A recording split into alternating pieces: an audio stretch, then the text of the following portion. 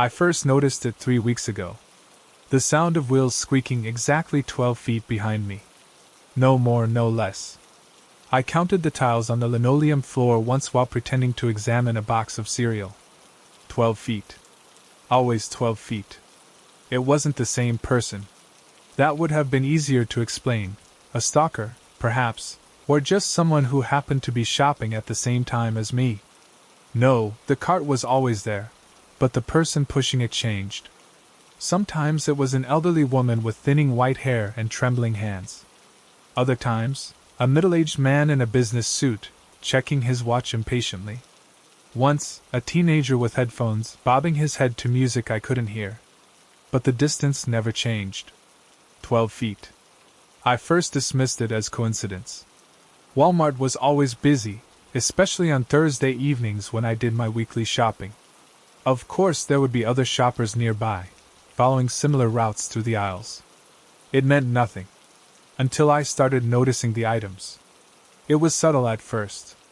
A box of the same brand of pasta I'd just placed in my cart. The exact type of apples I'd selected from the produce section. But then it became more specific. The uncommon spice I'd spent 10 minutes hunting down. The particular flavor of an international snack I rarely indulged in. I began testing it. I'd pick up something random, baby formula, though I have no children, and place it in my cart. Within minutes, I'd glance back to see the same brand of formula in the cart behind me. I changed my shopping day. Tuesday morning, Sunday afternoon, Monday at midnight. It didn't matter. The cart was always there, 12 feet behind, with a different person pushing it.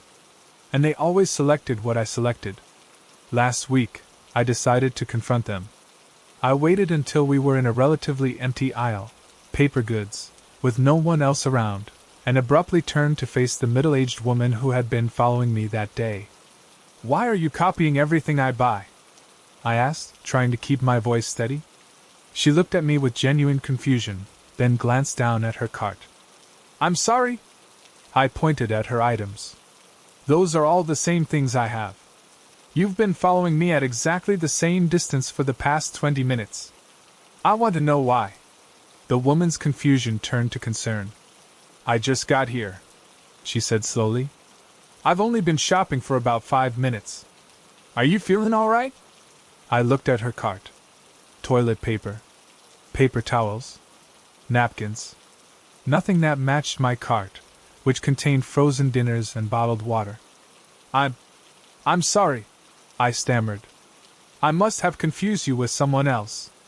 She nodded warily and pushed her cart past me, glancing back once with that same concerned expression. I stood there, breathing heavily, questioning my sanity. When I finally turned to continue shopping, there was another cart, 12 feet behind me. This one pushed by a man in his 30s wearing a red polo shirt. I left my cart where it was and walked out of the store. Dr. Lenhart listened patiently as I recounted the story during our session the following day. "And you're certain about the distance? Exactly 12 feet?" he asked, making a note on his pad. "Yes," I said firmly. "I measured it multiple times. And these people, they all select the same items as you?" "Yes." "No. I don't know anymore." I ran my hands through my hair, frustrated. When I confronted that woman, her card didn't match mine at all. But I was so sure. Dr. Lenhart nodded thoughtfully. "Mark, you've been under significant stress since the accident. It's not uncommon for trauma to manifest in unusual ways. Your brain may be creating patterns where none exist." The accident. 3 months ago. A head-on collision that left me with minor physical injuries but persistent headaches and gaps in my memory. The other driver hadn't survived. "I know what I saw," I insisted.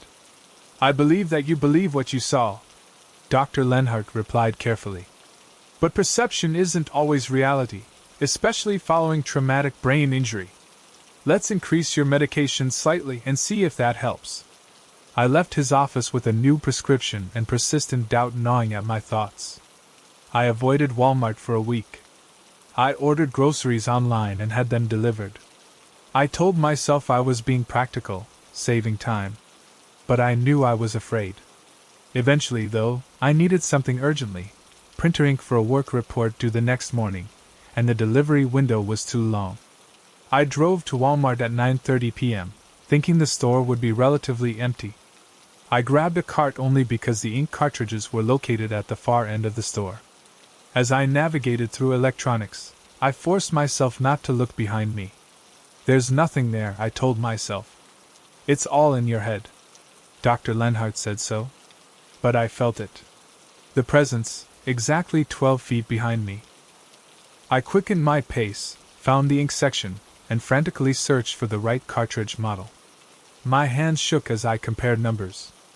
"Excuse me," a soft voice said beside me. A store employee in a blue vest. "Can I help you find something?" "HP 67XL, I said, trying to control the tremor in my voice. "Black and tricolor." He pointed to a section slightly above my level. "Right there. Anything else I can help with?" I shook my head, grabbed the cartridges, and turned to place them in my cart. That's when I saw it. My cart was filled with items I hadn't selected. A gallon of milk, bread, cereal, bananas, chicken breasts, a dozen eggs. I looked up at the employee in confusion. Did someone switch my cart?" "Sir?" The employee looked concerned. "My cart," I repeated, pointing. "These aren't my items. I only came in for printer ink." The employee's expression shifted to something I recognized all too well, the careful, measured look people give when they think you're unstable. "Sir, you've been pushing that cart since you entered the store. I noticed you when you came in because you were talking to yourself rather loudly." "That's impossible," I whispered. "I just grabbed this cart and came straight here."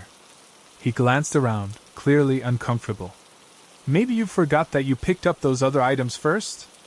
I looked down at the cart again. Those weren't items I would buy. I preferred almond milk, not regular. I never ate that brand of cereal. And I certainly hadn't walked through the grocery section of the store. That's when I noticed something else. A receipt, partially visible in the child's seat portion of the cart. I pulled it out with trembling fingers. It was a Walmart receipt from exactly 1 week ago, with my name at the top. Customer, Mark Delano. And listed below were all the items currently in my cart. "Is everything okay, sir?" the employee asked, taking a small step backward. "I need to go," I said, abandoning the cart and walking quickly toward the exit. As I passed through the automatic doors into the cool night air, I heard a sound behind me. The squeak of wheels on linoleum. Exactly 12 feet behind.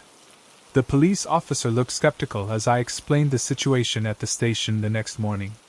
"So you think someone is, what? Following you around Walmart and copying your shopping list?" Officer Reynolds asked, not bothering to hide his disbelief. "I know how it sounds," I admitted. "But something strange is happening. That receipt, it had my name on it, but I never made that purchase. And the cart was filled with items I didn't select. Do you have the receipt with you?" I patted my pockets, then remembered I'd left it in the cart when I fled the store. "No. I wasn't thinking clearly," Reynolds sighed.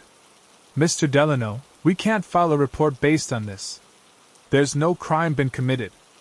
Have you spoken to your doctor about these concerns?" I bristled. "I'm not making this up. I'm not crazy. I didn't say you were," Reynolds replied calmly. "But sometimes after trauma." "I know about the trauma," I snapped. "Everyone keeps bringing up the accident. This has nothing to do with that." Reynolds looked down at his computer. "Actually, Mr. Delano, I'm not seeing any record of you being in an accident recently." I stared at him. 3 months ago. Head-on collision on Highway 16. The other driver didn't survive." Reynolds typed something, then shook his head. "No accidents matching that description in our jurisdiction." "Are you sure it was Highway 16? My head began to throb. "Yes. I'm positive. Dr. Lenhart has been treating me for post-traumatic symptoms since then." "And Dr. Lenhart is your psychiatrist?"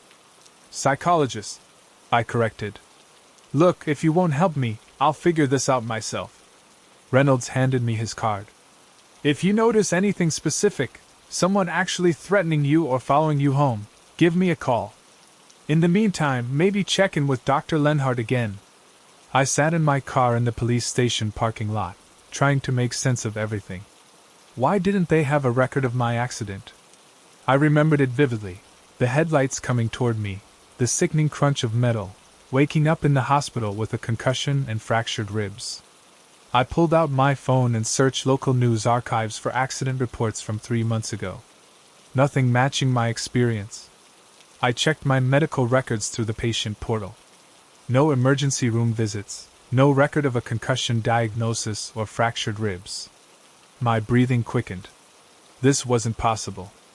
I called Dr. Lenhart's office, but his receptionist informed me that they had no patient by my name in their system and that Dr. Lenhart was on sabbatical and had been for the past 2 months.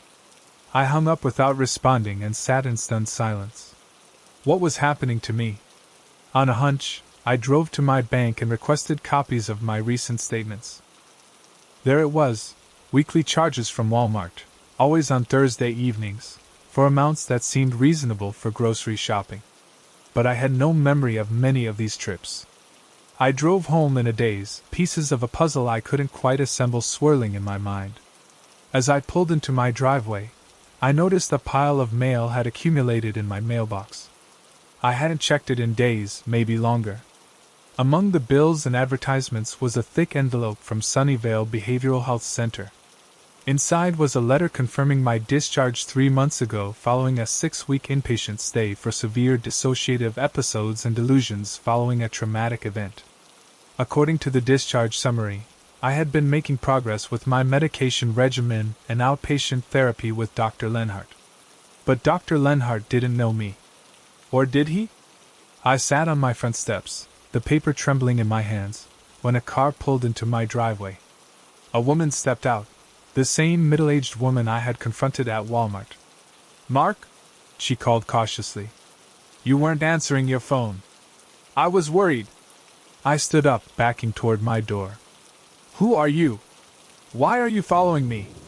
Her face fell. "It's happening again, isn't it? I'm Sarah, Mark. Your wife." "I'm not married," I said automatically. She approached slowly, hands slightly raised as if I were a frightened animal. "We've been married for 8 years. You don't remember again." It wasn't a question. "The cart," I said suddenly. "At Walmart. 12 feet behind me. Always 12 feet. Sarah nodded sadly. "That's the distance the doctors recommended. Close enough to intervene if necessary, but far enough to give you independence. We've been trying to help you establish routines again. Shopping on your own was part of your therapy. But different people. Your care team. We take turns. Sometimes it's me, sometimes it's Michael from your support group, or Rita, your occupational therapist." She reached for her purse and pulled out a photograph. Us together, smiling on a beach I didn't recognize. "The accident," I whispered. "There was no accident, Mark," she said gently. "That's the delusion. You witnessed a terrible accident 3 months ago, a head-on collision. You tried to help, but the driver died before paramedics arrived. You've been creating a narrative where you were the driver, where you were injured instead of being the helpless bystander." My legs gave out, and I sank back onto the steps. "But I remember it. The headlights, the impact.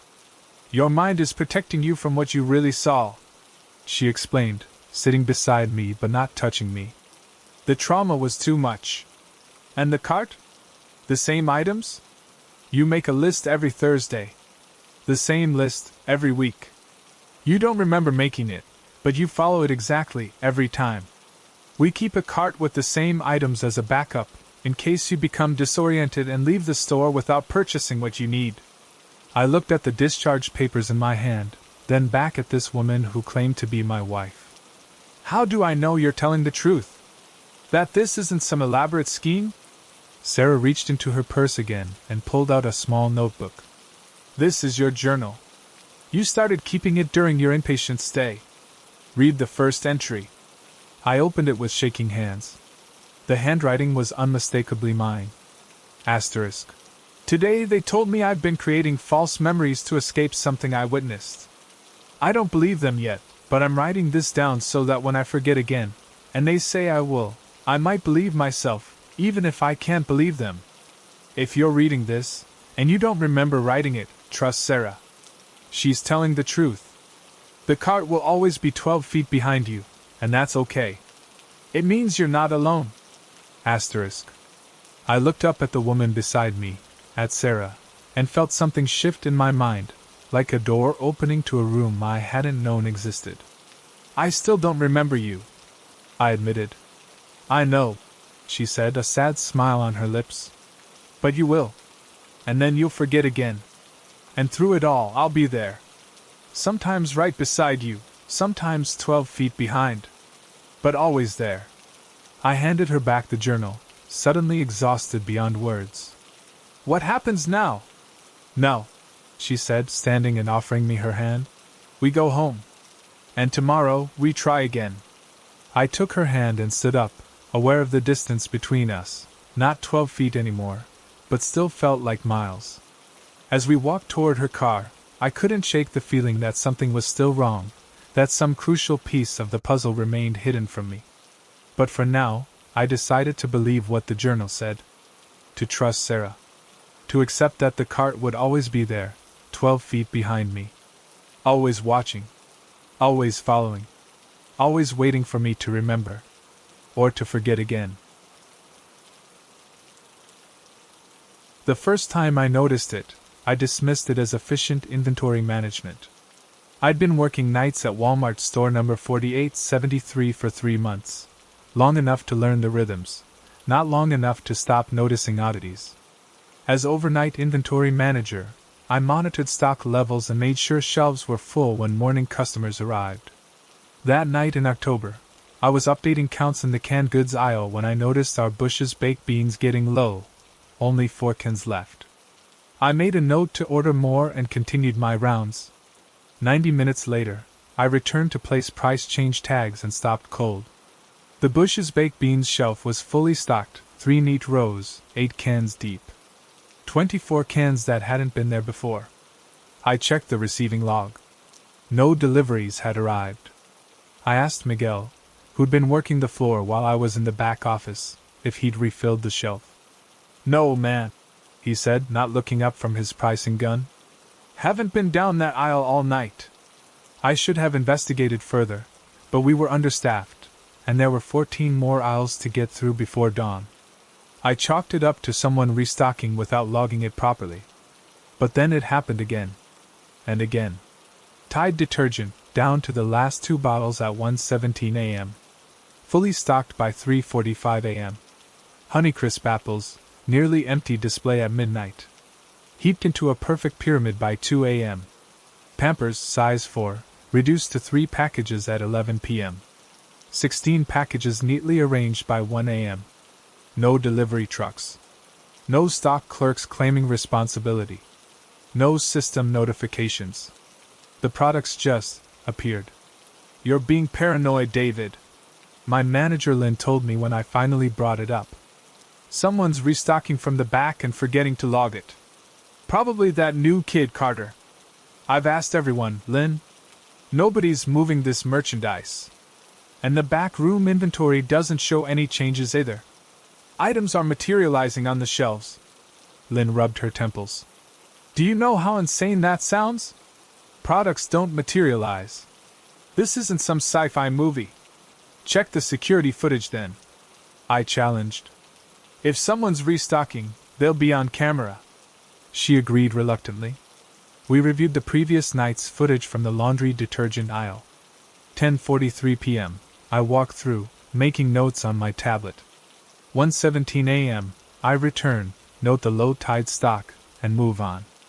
3:45 a.m. I come back, discover the fully stocked shelf, and stand there visibly confused. Between 1:17 and 3:45, no one entered the aisle. Just empty floor space, then, between one camera frame and the next, a full shelf. There's a glitch in the system. Lynn said, her voice betraying the first hint of unease. The camera must have frozen and skipped ahead. But it wasn't just one camera or one night. We checked multiple aisles, multiple time frames. Always the same result.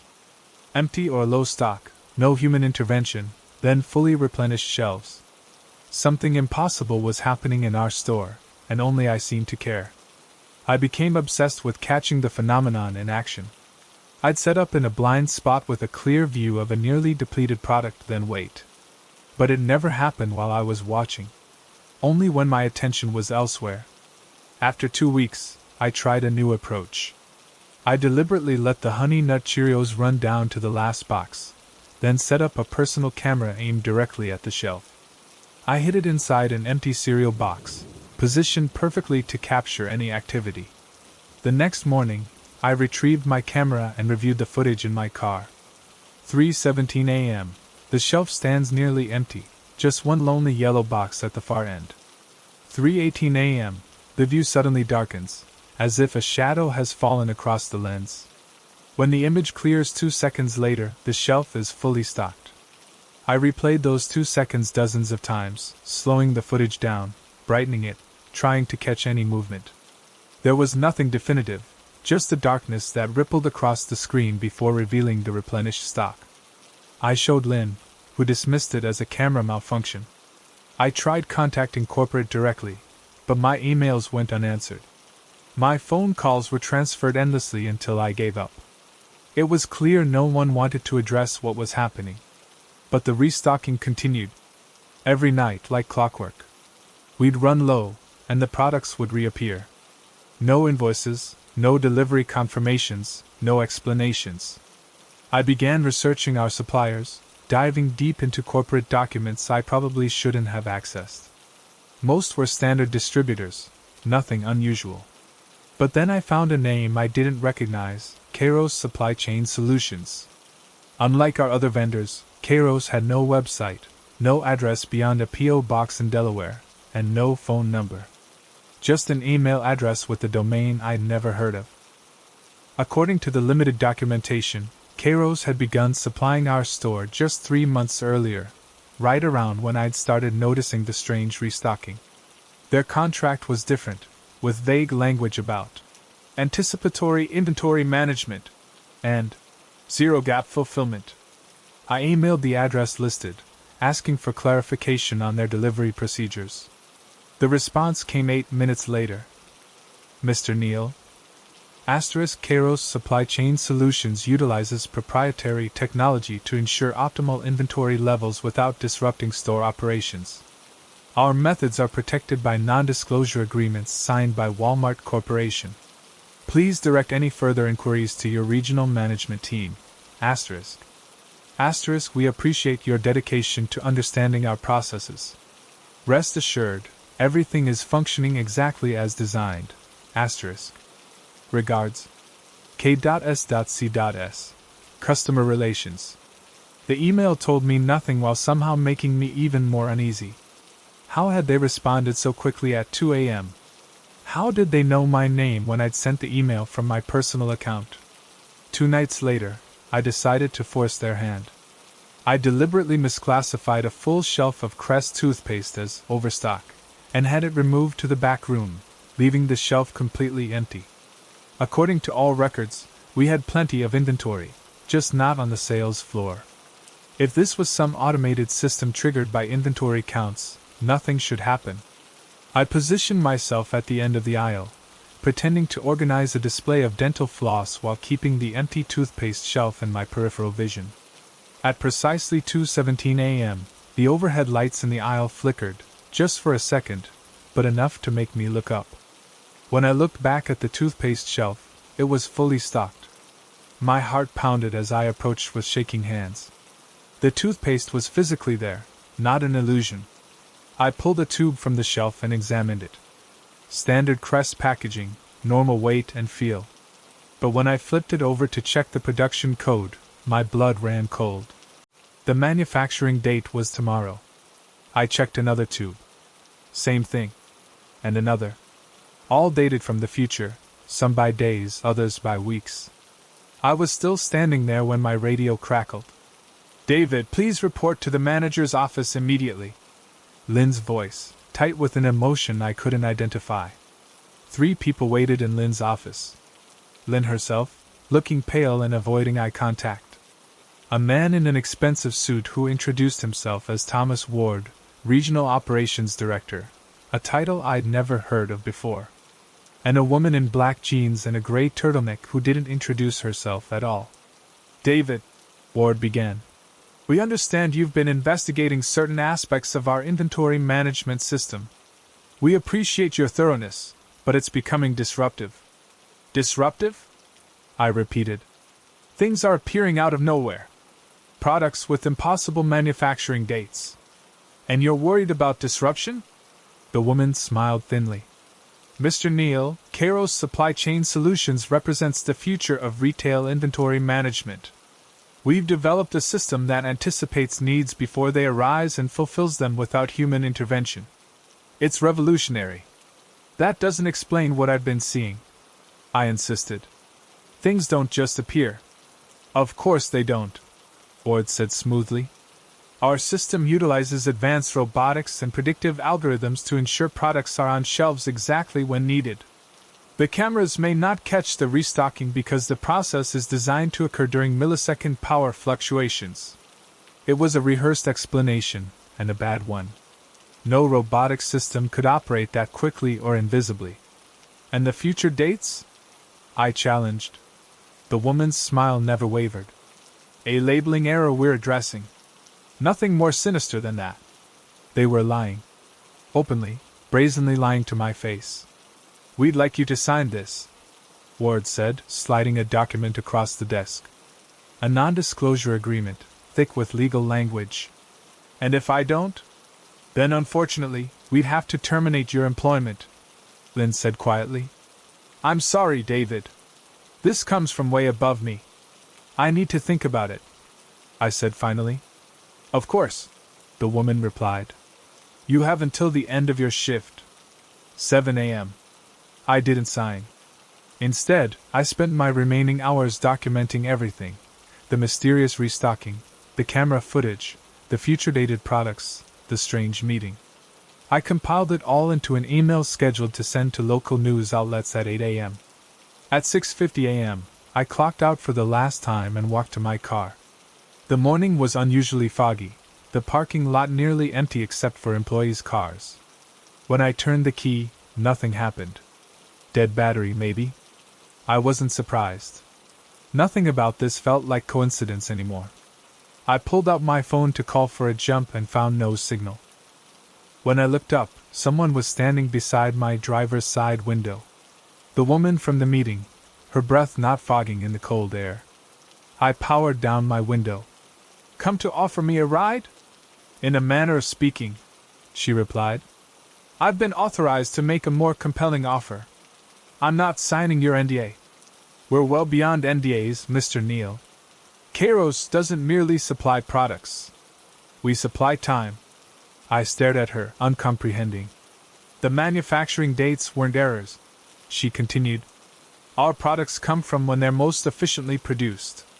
Sometimes that's tomorrow, sometimes it's next month. The when doesn't matter as much as the how." "That's impossible," I said automatically. "And yet you've seen it with your own eyes for weeks now. Kairos, it's Greek for the right moment. We've found a way to extract items from their optimal production moment and deliver them precisely when they're needed. No warehousing costs, no storage, no waste. Pure efficiency."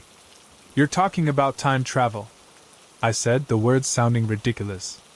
She smiled. "We prefer temporal resource allocation. And yes, Mr. Neal, that's exactly what we're talking about. A technology that's going to revolutionize global supply chains, once we've perfected it. And what does this have to do with me? You've proven remarkably observant. Most people rationalize what they see, but you trusted your perceptions even when they contradicted reality. That's rare. Valuable, even. We'd like to offer you a position with Kairos." "Doing what, exactly?" "Monitoring the temporal integrity of our deliveries." ensuring that what arrives is what was requested, when it was needed. There are, occasionally, discrepancies. Something in the way she said, discrepancies, made my skin crawl. What kind of discrepancies? Sometimes the system retrieves items from further forward than intended. Products not yet designed. Technologies not yet invented. She paused. Sometimes it brings back more than products. I thought of the darkness on my camera footage, the rippling shadow that preceded the restocked shelves. And if I say no? Then you walk away with a generous severance package and a legally binding agreement never to speak of what you've seen. Your email to the press will mysteriously fail to send, your video evidence will corrupt, and life goes on. She leaned closer. But you should know that curiosity like yours rarely fades. You'll spend years trying to prove what you know while the world dismisses you as delusional. And if I say yes? You'll see things that redefine possibility. Work that matters. Knowledge few humans will ever possess. She held out a small black card with nothing but an email address printed in silver. The choice is yours. I took the card. Do I have to decide now? No. But your window of opportunity is limited. She stepped back. When you're ready, send a message to that address with your answer. I suggest not waiting too long. Time, as they say, waits for no one. As I watched her walk away, my phone suddenly chimed with notifications. Signal restored. Among them was an email from Walmart HR confirming my termination and outlining a surprisingly generous severance package. And one other message, from an unfamiliar address. Asterisk, the average Walmart store stocks approximately 120,000 unique items. At current capacity, Kairos can temporarily source 40% of these items. By next quarter, we estimate 75%.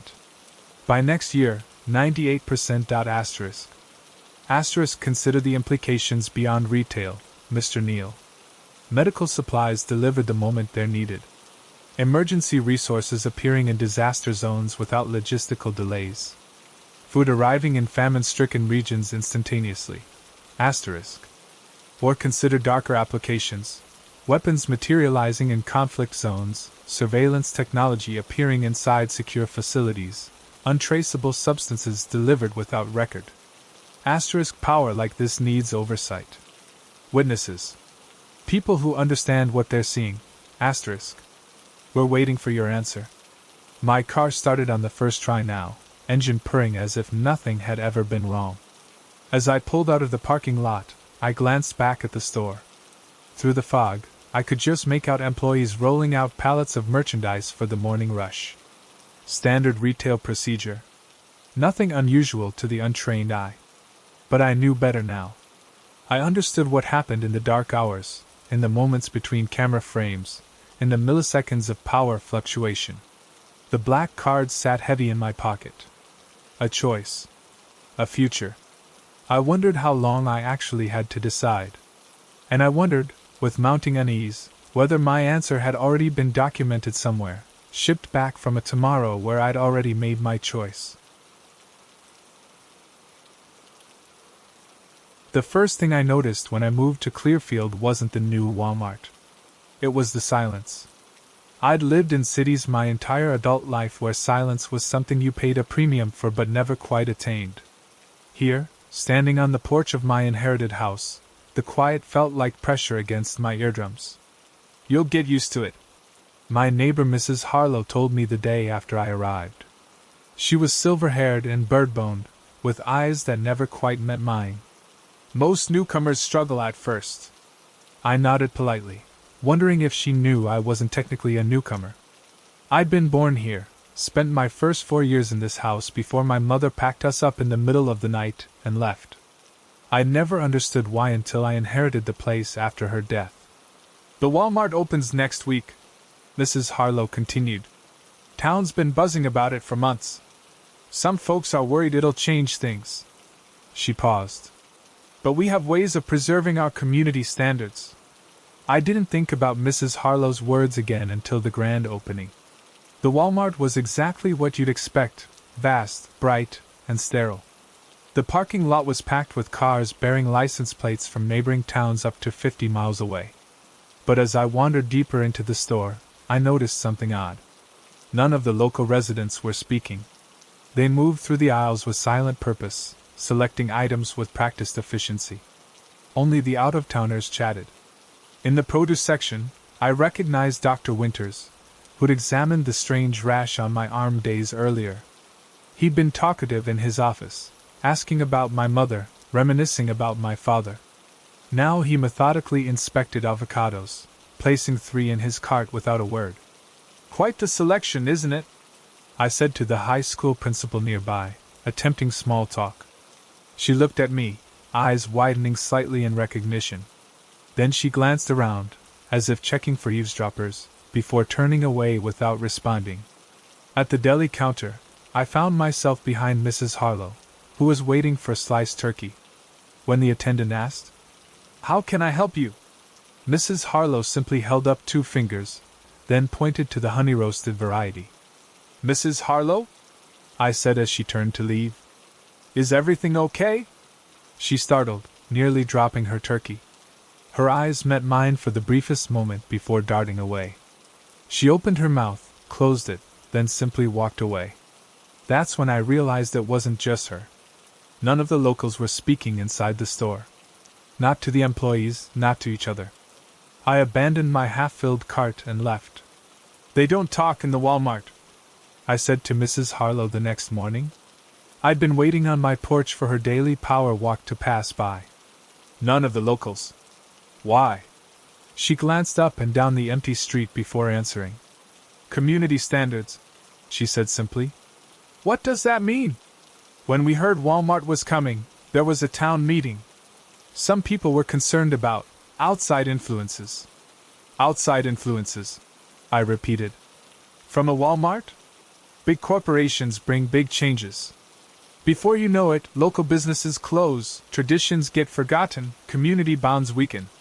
She hesitated. "The town council made an agreement with the Walmart representatives. Like a vow of silence while shopping?" She frowned. "It's not about silence. It's about mindfulness. When you speak in these corporate spaces, they record you. Their cameras have microphones. Their loyalty cards track your purchases.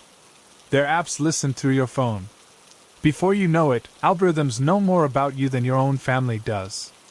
So the entire town decided to give Walmart the silent treatment? We decided to shop with intention. To resist the corporate surveillance state by denying them our voices, our conversations, our data." Her chin lifted proudly. "It's been working. Their analytics show our store as an anomaly. And everyone agrees to this? Those who understand the importance of community standards do." Her eyes narrowed slightly.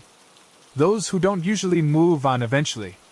I convinced myself it was harmless, quirky, but ultimately harmless.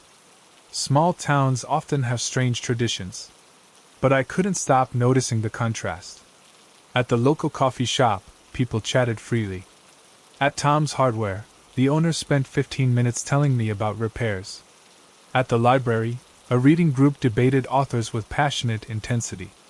But the moment any of them entered Walmart, they became silent automatons, communicating only through nods, gestures, and written notes, when absolutely necessary. I tested the boundaries by speaking loudly about the weather while examining cereal boxes.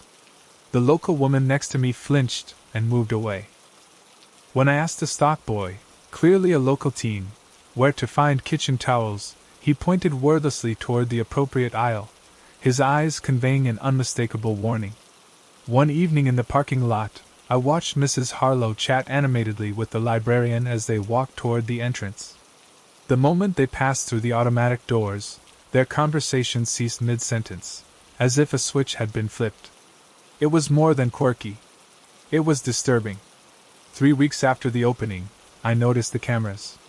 Not the standard security cameras that hang from ceilings. Those were obvious. I'm talking about the small, sophisticated ones hidden in promotional displays, tucked into shelf edges, disguised as part of the decor. I only spotted the first one because I dropped my keys and, while retrieving them, noticed a tiny lens gleaming from inside a false bolt on a display stand. After that, I started looking, really looking, and found dozens throughout the store. all positioned to capture faces, all angled to record conversations. That same day, I saw the first of the special badges. A woman I recognized from the post office was shopping silently when a Walmart employee approached her. He wore a standard blue vest, but his name tag was different, black with white lettering. He showed her something on his tablet, spoke to her in a low voice, then escorted her to a door marked Associates Only, near the pharmacy.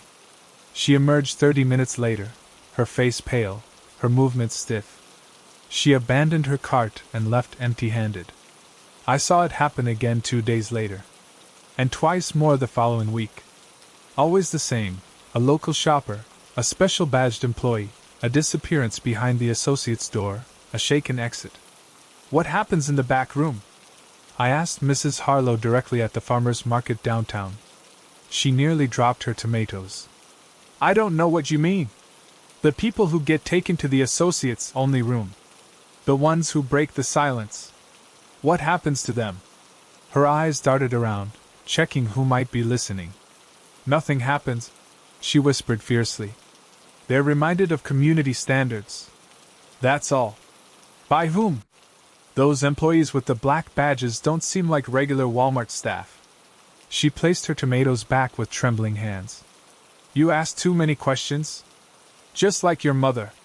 She started to walk away, then turned back. If you're smart, and I know you are, you'll stop. Or you'll leave like she did. Did my mother leave because of something like this? I pressed. Is that what made her pack us up in the middle of the night 30 years ago? But Mrs. Harlow was already hurrying away, her canvas shopping bag clutched to her chest like a shield. That night, I found the box in my father's attic.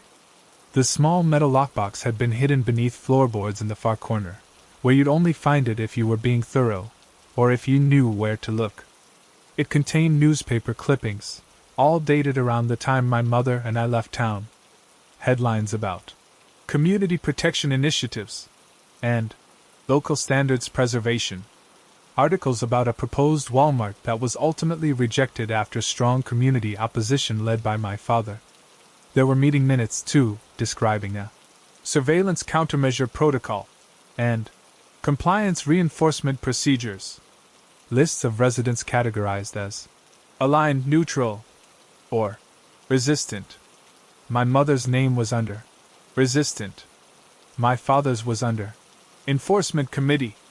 The final item was a letter in my mother's handwriting, addressed to my father but apparently never delivered. Asterisk, I can't be part of this. What you're doing isn't protecting the community, it's controlling it. The sessions in that room aren't education, they're intimidation. The standards aren't about values, they're about power. By the time you read this, Daniel and I will be gone. Don't try to find us. I've seen what happens to people who resist and then stay. Asterisk. I couldn't sleep that night. What exactly happened in that room? And how had Walmart become entangled with whatever strange social control experiment my father and the town leaders had created? The next morning, I decided to find out. I entered the Walmart speaking loudly on my phone, an obvious violation of the unwritten rule. I discussed my plans for the day, my shopping list, my opinion on the store's layout. I could feel the stares of the locals, see them moving away from me, but I continued. It took less than 10 minutes. A black-badged employee approached, a young man with a military-style haircut and blank eyes. Sir, he said quietly, we need to discuss your disruptive behavior. Please come with me. Why? I'm just talking on my phone. Sir, please. We don't want to make a scene. His hand moved to his waist, where I glimpsed something that looked suspiciously like a taser concealed beneath his vest. I went.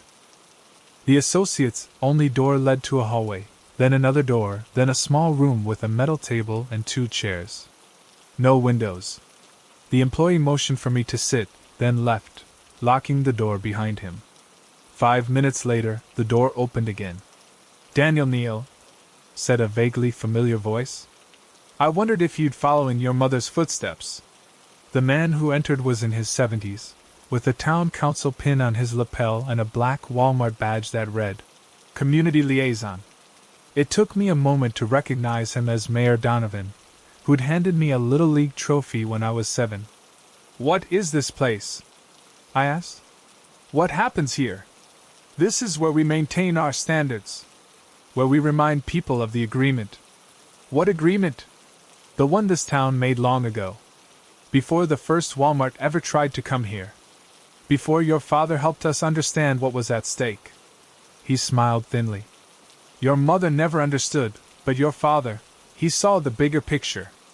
"Which is what, exactly?" "Communities need standards. Boundaries. Protection from outside influences that would change our way of life.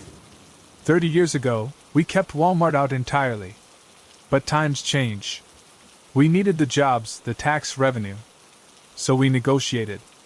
"You negotiated silence?" "We negotiated privacy. Protection from their surveillance." "You think those cameras are for shoplifting?"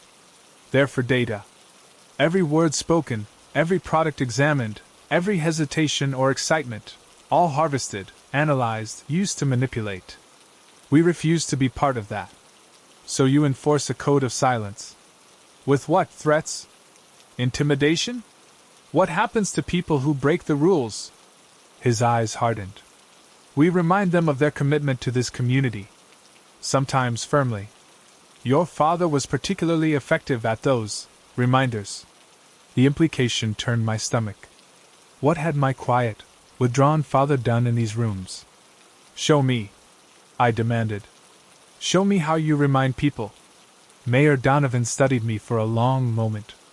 "You're not a true member of this community anymore. You've been corrupted by outside influences. But blood matters. Your father was instrumental in creating our system. Perhaps you could be brought to understand." He pressed a button beneath the table. The far wall slid open to reveal a window overlooking another room.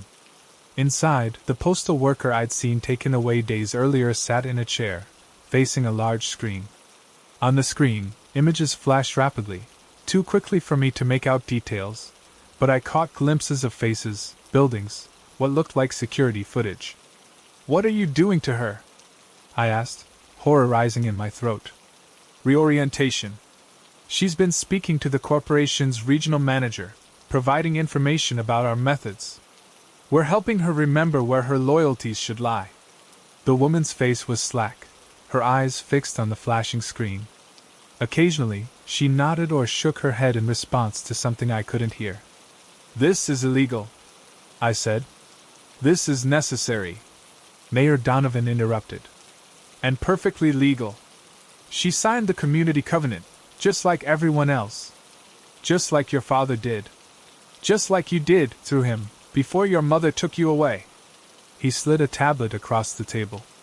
On it was a document titled, "Clearfield Community Standards and Protection Covenant." My father's signature was at the bottom, along with a child's scrawl that I recognized, with a chill, as my own handwriting from when I was 4. "You've been gone too long," the mayor continued. "You've forgotten what it means to be part of something bigger than yourself. But we can help you remember. Or," he paused meaningfully, "you can leave. Like your mother did. Though I should warn you, she found that memories of Clearfield can be persistent." I thought about my mother's lifelong paranoia about security cameras. Her refusal to use store loyalty cards. Her habit of speaking in whispers in public places. Her nightmares that continued until her death. "I'm calling the police," I said, reaching for my phone. The mayor smiled sadly. "Sheriff Coleman is waiting outside, Daniel. He's on the Community Enforcement Committee. Has been for 20 years. That's when I understood. This wasn't just a few paranoid elders. This was the entire power structure of the town, working with, or perhaps controlling, a branch of one of the largest corporations in the world. "You have a choice to make," Mayor Donovan said. "Remember your community obligations and remain silent in these walls, or join our reorientation program. Your father would have wanted you to make the right choice." Through the window, I watched the postal worker's session end. As the technician helped her to her feet, she looked directly at me. Her eyes were clear now, focused. She smiled and nodded slightly before being led from the room. Whatever they had done to her, she now believed it was right. I need to think about it, I managed to say. The mayor nodded. Of course. We respect the deliberation process. He pressed another button, and the black-badged employee returned. Please escort Mr. Neal out. He's been reminded of our standards and needs time to consider his community obligations. As I was led through the back corridors of the Walmart, past rooms where I glimpsed more reorientation sessions in progress, I made my decision. That night, like my mother 30 years before, I packed what I could fit in my car. I left the house and its secrets behind. I drove with my phone off, paying for gas with cash, staying on back roads. But sometimes, in the corner of my eye, I think I see a small camera lens glinting in my hotel room air vent. Sometimes, my phone lights up with notifications even when it's powered down. Sometimes, I hear a familiar click on the line when I make a call. And always, I keep silent in big box stores. Just to be safe. Because I understand now what my mother knew, some community standards follow you wherever you go. The blue card arrived in my mailbox on a Tuesday. No envelope, just a sleek plastic rectangle with Walmart Elite printed in glossy letters across the front. On the back, a QR code and a message. You've been selected. Your exclusive journey begins at your local store. I almost threw it away. Being a single dad means frequent late-night runs for diapers and formula for Ellie. The 24-hour Walmart near our apartment has been my lifeline since Maria died 8 months ago. That night, with Ellie finally asleep, curiosity won. I grabbed my coat and headed out. The store was nearly empty at 11 p.m. I was about to leave when a woman in a dark blue vest, different from the usual light blue, approached me. Mr. Garza? She asked, her smile polished but her eyes evaluative. I see you've received your elite membership. I pulled out the card, surprised. How did you know my name? We've been monitoring your shopping patterns. She held out a tablet. You make 11.2 visits per month, primarily for infant care and frozen meals. You spend approximately $427 monthly, typically shopping between 10 p.m. and midnight. I stared at her, unsettled. That's accurate. Walmart values dedicated customers like yourself. The elite program is by invitation only. She extended her hand. I'm Diane. If you'll follow me, I'd be happy to show you the benefits. Against my better judgment, I followed her through a door marked Employees Only, and down a hallway. She placed her palm on a scanner, revealing an elevator. Premium members only, she said, gesturing me inside. The doors opened to reveal something I never expected beneath a Walmart. A pristine shopping area about a quarter the size of the main floor. Maybe 15 shoppers browsed the aisles, attended by staff in dark blue vests. Everything was sleeker, quieter, better. Welcome to Elite, Diane said, where we offer products not available to the general public. The grocery section featured perfect produce in vibrant colors. The meat department displayed cuts I didn't recognize, arranged with surgical precision. Our elite members appreciate quality and discretion, Diane explained. Many of our products are limited run, experimental, or simply too premium for mass distribution. She led me to a pharmacy area that looked more like a high-end medical clinic. Here's where most members see the greatest benefit, she said. Medications that haven't quite cleared all regulatory hurdles, but deliver exceptional results. Sleep aids that work in minutes with no grogginess. Pain relievers without addiction concerns. That doesn't sound legal, I said, uncomfortable. Diane's smile didn't waver. All our products exist in regulatory gray areas. Not illegal, simply ahead of the approval process. We continued past electronics I'd never seen advertised and clothing made from materials that seemed to shimmer under the lights. And of course, Diane said, stopping before a final section, we have our premium infant care department. My stomach tightened. The baby section was immaculately organized. Formula promising. Advanced cognitive development. diapers claiming to monitor vital signs, toys designed for accelerated neural pathway formation. I thought of Ellie, struggling with recurrent ear infections, not sleeping through the night at 10 months. How do I know any of this works? I asked. You're a data analyst, correct? Diane replied, catching me off guard. We can provide anonymized developmental tracking from our elite families. The results are quite compelling. She handed me her tablet showing growth charts and cognitive scores comparing standard babies to elite program babies. The differences were striking. All parents want what's best for their children, Diane said softly. Elite members simply have access to what's actually best, not just what's cleared for mass consumption. How much does all this cost? Elite pricing is comparable to what you're already spending. Your card is already loaded with a $500 welcome balance. Stock up on whatever you'd like tonight, she encouraged. Experience the difference for yourself, especially for little Ellie. I froze. I never told you her name. Diane's smile didn't falter. We analyze our potential members thoroughly. We know Ellie is 10 months old, born premature, and has had 4 ear infections this year. We know you've been raising her alone since your wife's accident. That's precisely why you were selected. I should have walked out then. Instead, I filled a cart with elite baby products. The formula helped Ellie sleep through the night immediately. Her congestion cleared. She began reaching developmental milestones that had seemed months away. I returned to the elite level twice that week, stocking up on more formula, diapers, and items for myself, including a sleep aid that gave me the first restful night since Maria died. By my 4th visit, I'd met other elite members, a surgeon raving about cognitive enhancers, a teacher praising mood stabilizers, an engineer whose toddler tested off the charts after 6 months on elite products. That's when I noticed a black door with another palm scanner.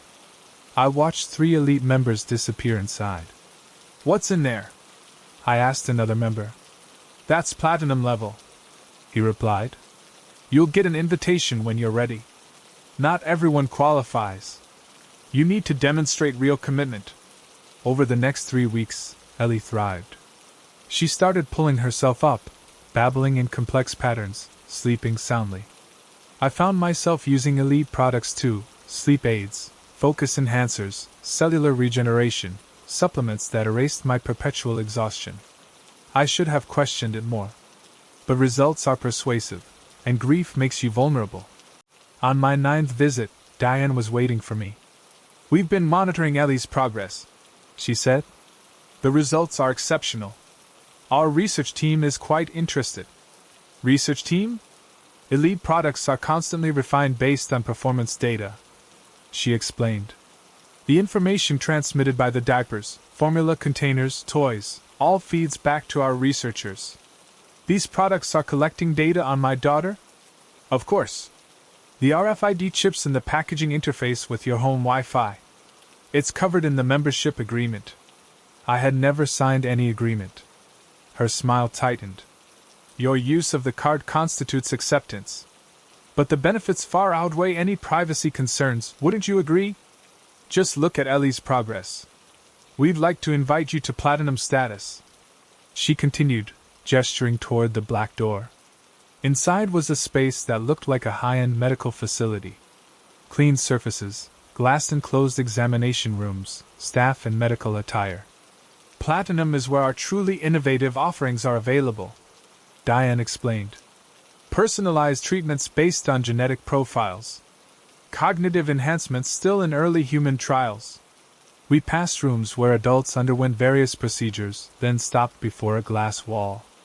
Through it, about a dozen children played with sophisticated toys while staff in white coats observed.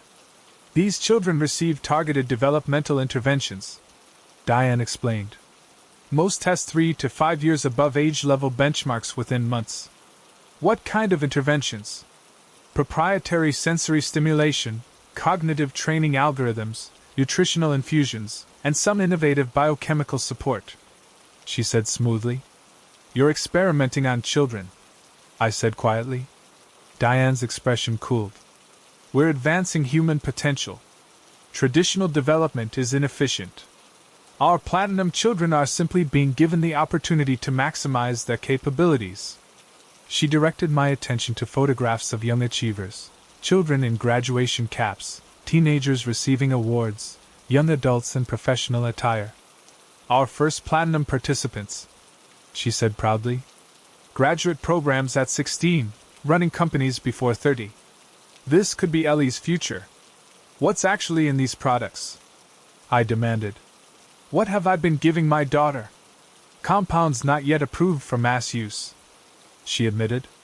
The approval process takes years. Our members benefit from innovations now. I want to know specifically what compounds, what side effects, what long-term studies exist. Diane sighed. Those details are only available to members who commit to platinum status. She handed me a tablet with a contract displayed. I skimmed the document, my blood running cold.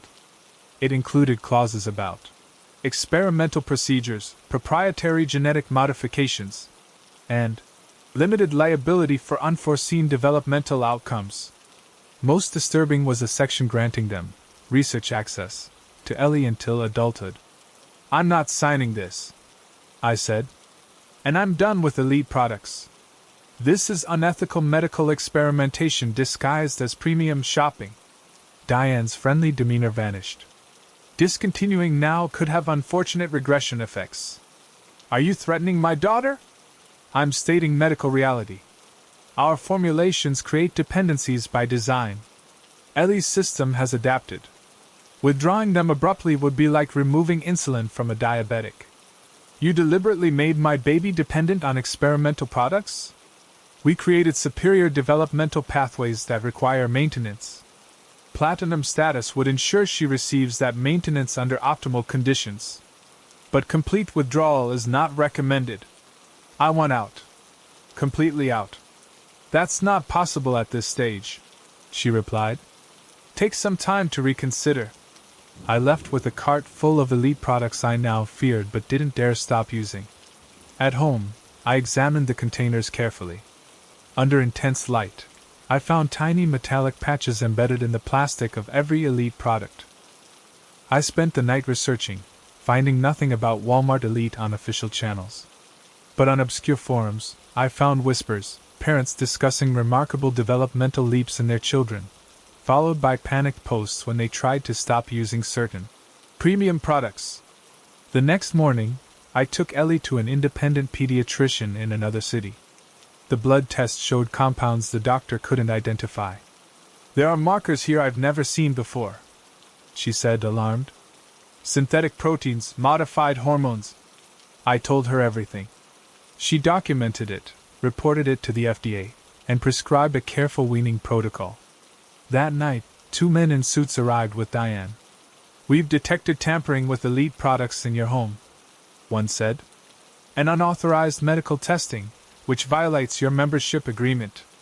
Our lawyers are prepared to file for emergency corporate guardianship based on parental endangerment if you persist in withdrawing her from established care protocols, the other warned. We've invested significantly in Ellie's development, Diane explained. She's showing response patterns that place her in the top 0.1% of participants. That makes her a valuable research subject. While they talked, I sent a pre-composed text to an investigative journalist who covered medical ethics violations. The journalist arrived with a photographer and a medical lawyer. I'd given her everything: product samples, blood tests, recorded conversations. This is a private matter, the corporate security man began. Actually, the lawyer said, coerced medical experimentation on minors is very much a public concern. The story broke a week later.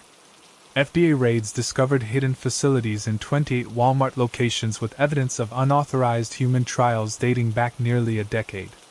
Ellie's withdrawal was difficult. She cried constantly. Milestones she had reached slipped away temporarily. The pediatrician monitored her closely, assuring me that children are remarkably resilient. 3 months later, she's back on a normal developmental track. Sometimes I wonder what she might have become with their enhancements. In weaker moments, I question my decision. Then I look at her playing naturally, developing at her own pace, and I know I made the right choice. But sometimes, when I see a child whose eyes hold an unnatural focus, I wonder if their parent has a blue card tucked away, or worse, if they've been invited behind that black door. And I wonder how many parents, exhausted and desperate like I was, would make a different choice than I did. Thanks so much for watching. I can't express enough how much your support means. The likes, the comments, it all really helps the channel grow. If you enjoyed the video, make sure to hit that like button and share your thoughts in the comments below. I always take the time to read them. And don't forget to subscribe so you never miss out on any new videos. See you next time.